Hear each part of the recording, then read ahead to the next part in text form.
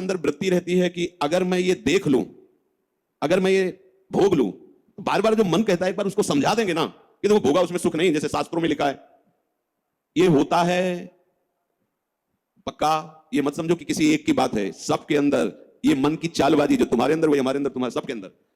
एक बार देख लेते हैं, हृदय में जलन होती है, पीड़ा होती है, व्यथा होती है। उपासक उसकी काट तो जानता है पर प्रयोग नहीं कर रहा, विषय आकर्षण के कारण काट जानता। उपासक तभी बना है जो उसको पता है।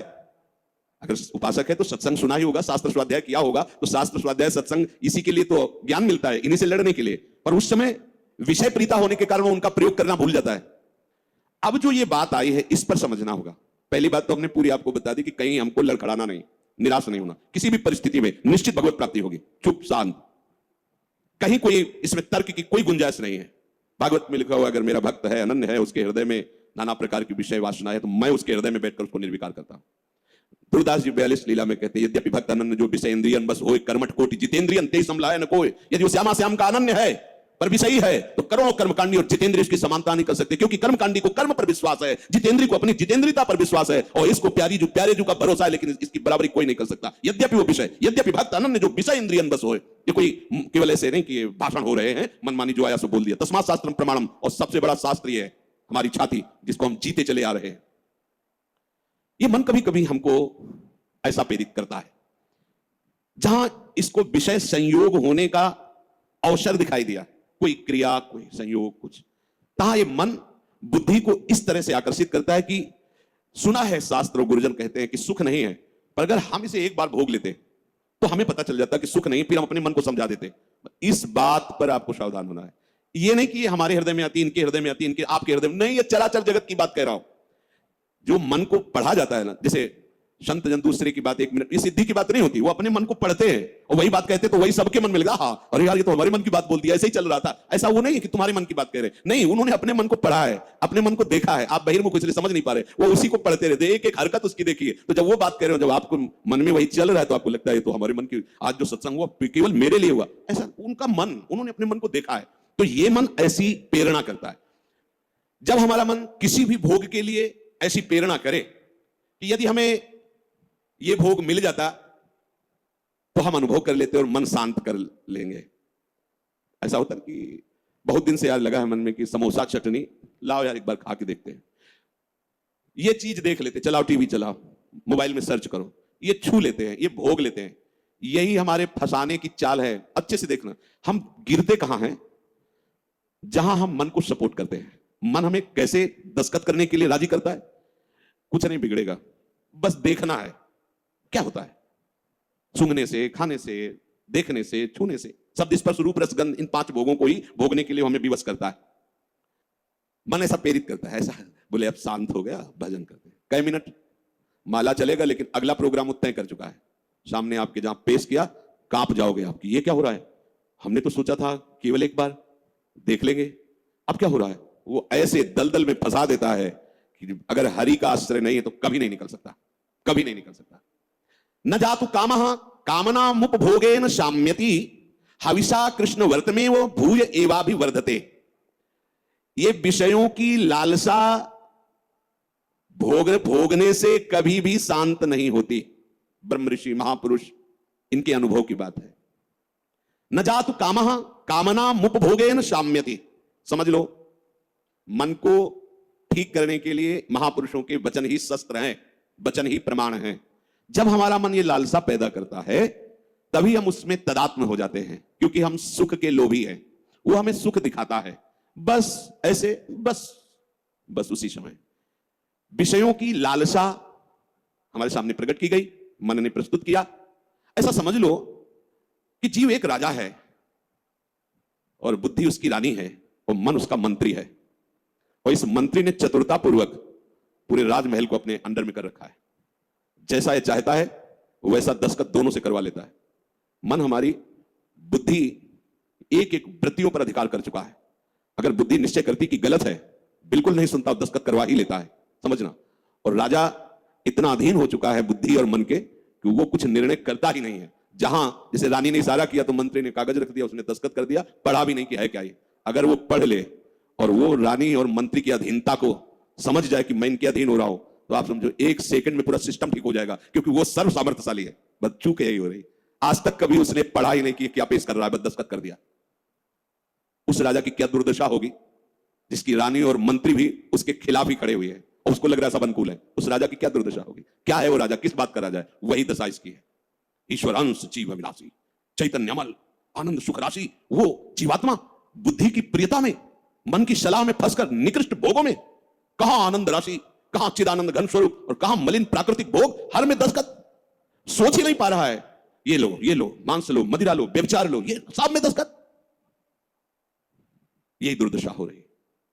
बिना दस्तखत के तुम्हारे ये मन रूपी मंत्री और बुद्धि रूपी रानी कुछ नहीं कर सकती। ध्यान रखना, तुम्हारा सपोर्ट आवश्यक है उसको, और वो तुम्हें 1 सेकंड के कम हिस्से में अपने में कर लेता है, क्योंकि आप इतने आसक्त हो चुके हैं बुद्धि में और मन में कि वो निर्णय मन और बुद्धि का न मानकर सीधा अपना मानते हैं। मुझे ये चाहिए, मैंने ये भोगा, मैं ये भोगूंगा, सीधे। अब आप इस रास्ते को नहीं जान रहे, फंस रहे प्राय साहब। मैं इसके बिना नहीं जी सकता, इतना तो मुझे चाहिए ही। ये आज बहुत सोच समझ करके बातें दिमाग में बैठा ना, ये शास्त्रीय बातें कम, हृदय की बातें इसमें ज्यादा हम इसलिए कह रहे हैं कि यही हम लड़खड़ा जाते हैं, यही हम फेल हो जाते हैं, और यही लगता है अब क्या है यार, किसी तरह जी लो बस। नहीं, संतों से शास्त्र इसलिए श्रवण किए जाते हैं कि शास्त्र में जो लिखा है उसको तुम्हारे समझने की ज्यादा आंतरिक पहुंच नहीं है। संतों ने उसको जिया है और उस शब्द को उन्होंने स्वाद लिया है, फिर उसे जब बोलते हैं अपने अनुभव के साथ में एकदम दिमाग में आके बैठ जाता है। एक बार भी जिस इस देश में उतर गया भोगने के लिए, सिर्फ एकमात्र हरि के चरणारविंद है कि वापस ला सकते, दूसरे के सामर्थ्य नहीं। ये ऐसा दलदल है कि धंसता ही चला जाएगा, डूब जाएगा, नहीं निकल सकता, और नहीं निकल पाए आज तक। पूरे अनादि जन्म व्यतीत हो गए। आज हरि कृपा से, गुरु कृपा से साधु संग प्राप्त हुआ है, तो हमें ऐसे दलदल से निकाल कर ऐसे स्वच्छ और सुरक्षित स्थान पर उन्होंने खड़ा कर दिया। तो आप सब ध्यान दीजिए, ये मन आपको कैसे फंसाता है। ये आपके सामने आपकी कमजोरी पा गया है। क्या? जीव सुख समुद्र का अंश है, वो केवल सुख चाहता है, ये कमी पा चुका है, इसको सुख चाहिए। और सलाह और दिशा दोनों गलत हो गई। सलाहकार मन प्रकृति से मिला हुआ है और दिशा विषय भोगों की तरफ चली गई। अब ये जिस विषय को कह देता है स्वीकार कर लेता है। अब इस बात को आपको काटना होगा। वो आपके सामने लालसा पेश करेगा सुख भोग की। अज्ञानी कभी इससे नहीं निकल सकता, ध्यान रखना। और भक्त कभी अज्ञानी नहीं होता। बड़े बड़े भक्तों को देख लीजिए, भक्तराज श्री हनुमान जी महाराज, ज्ञानी नाम अग्रगण्यम बुद्धिमताम वरिष्ठम। भक्तराज गरुड़ जी, जिन पर भगवान स्वयं आसन लगाते हैं, बैठते हैं, गरुड़ महाज्ञानी गुण राशि। अब भक्त को कोई कहे कि ये तो अज्ञानी, भक्त परम ज्ञानी होता है। दोनों पक्षों का ज्ञान होता है, प्रेम का भी और आत्मस्वरूप के बोध का भी। यानी एक पक्ष केवल आत्मस्वरूप का बोध और मुक्त हो गया, और भक्त मुक्त होते हुए भी मुक्ति को न स्वीकार करके आगे बढ़कर भगवत प्रेम राज्य में प्रवेश पाता है। न जातु कामः कामा नाम उपभोगेन साम्यति। ये बात बैठा लिए भाई। ये जो मन आपको पेश कर रहा है कि ये क्रिया हो जाती, ये भोग मिल जाता तो मुझे शांति मिल जाती और फिर मैं आराम से बैठ के भजन करता। सावधान रहना, ये दुश्मन आपको प्रलोभन में फंसा कर ऐसे दलदल में ले जा रहा है जहां केवल हरि बचा सकते, दूसरा नहीं। केवल हरि, दूसरा नहीं। विश्वास करना, दूसरा कोई नहीं बचा सकता इस दलदल से, क्योंकि आप बचना ही नहीं चाहेंगे। ये ऐसी मृत्यु है कि इससे आप हंसकर गले लगाएंगे, इसके लिए तड़पेंगे। ये ना भयावह नजर आएगी और न एक कटु नजर आएगी, पर ये जहर से भी ज्यादा कटु है और मृत्यु से भी ज्यादा भयावह है। ये भगवती माया का जो आकर्षण है, उस समय अगर कोई बचा सकता है तो केवल हरि, दूसरा नहीं। हविषा कृष्ण व्रत में वो भूय एवा भी वर्धते। जैसे अग्नि में घी डालते जाओ तो अग्नि प्रज्वलित ही होगी, बुझेगी नहीं। ऐसे ही तुम्हारे सामने मन की जो जो भेजी हुई भोग लालसाएं हैं, अगर उनको तुम स्वीकृत करते गए तो तुम्हारी कामना तुम्हारा नाश कर देगी, तुम्हारा पतन कर देगी, दुर्गति प्राप्त हो जाएगी। न चेन्द्रियाणाम भोगाभ्यासेन वै तृष्णम कर्तुम शक्यम कस्मात्। भोगों के भोगने से विषयासक्ति, इंद्रियों की भोग चंचलता बढ़ती है। अतः कभी भी भोग भोगने से सुख और शांति नहीं प्राप्त हो सकती। ये वो महापुरुष जो भूत भविष्य वर्तमान तीनों कालों का ज्ञान रखने वाले हैं।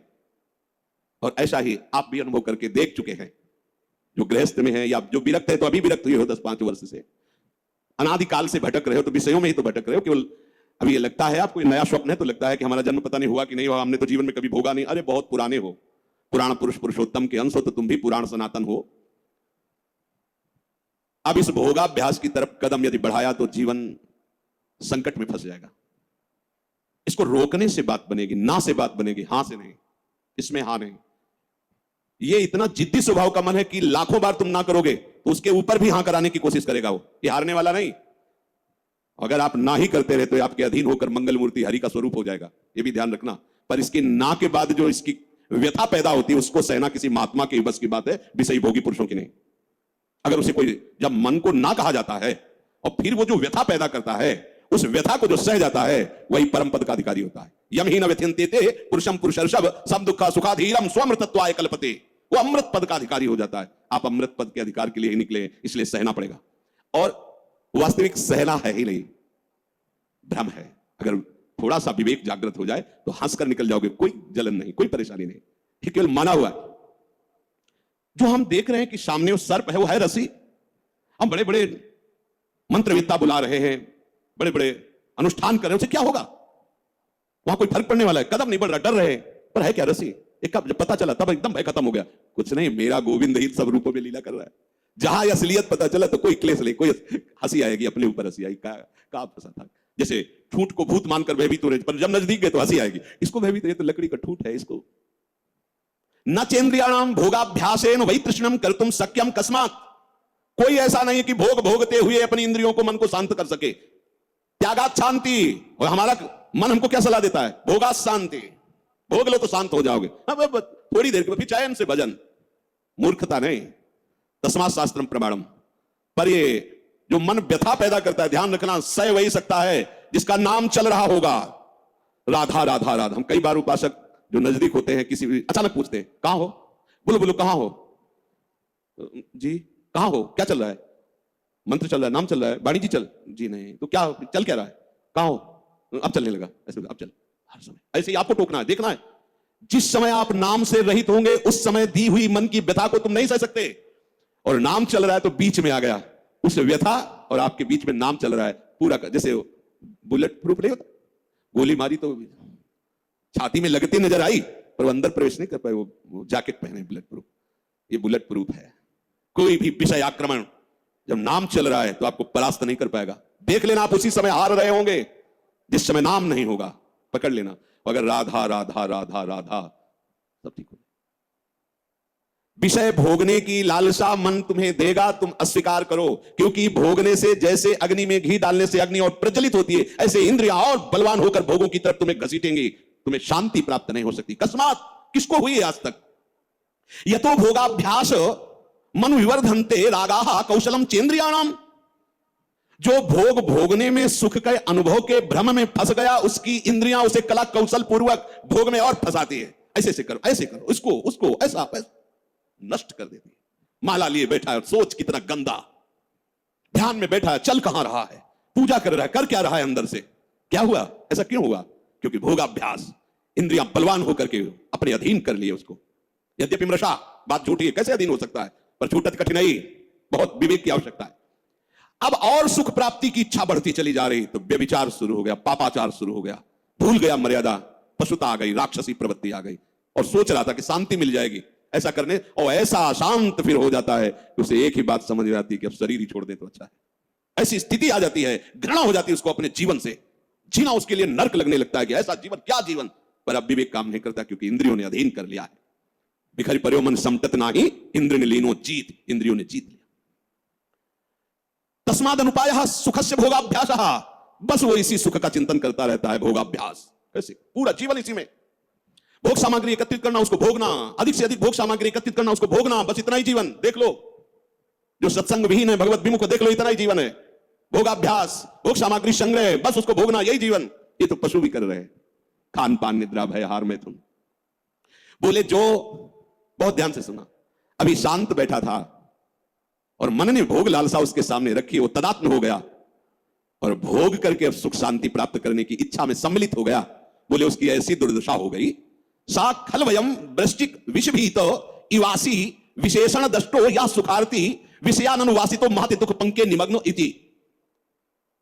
बिच्छू के डंक के जहर से बचने के लिए उसने अपने हाथ को सुरक्षित समझा सांप के बिल में डालना। अब उसकी क्या दुर्दशा होगी? भाव इसका, थोड़ी सी जलन दे रहा था जब हम कह रहे थे ना, हम उस बिच्छू के डंक जैसी बात को नहीं सह पाए। और जब विषय भोगा तो कैसा, जैसे सांप के बिल में उसके मुंह में हाथ लगा देना। अब वो जो सांप काटा अब बहुत 45 मिनट जियोगे।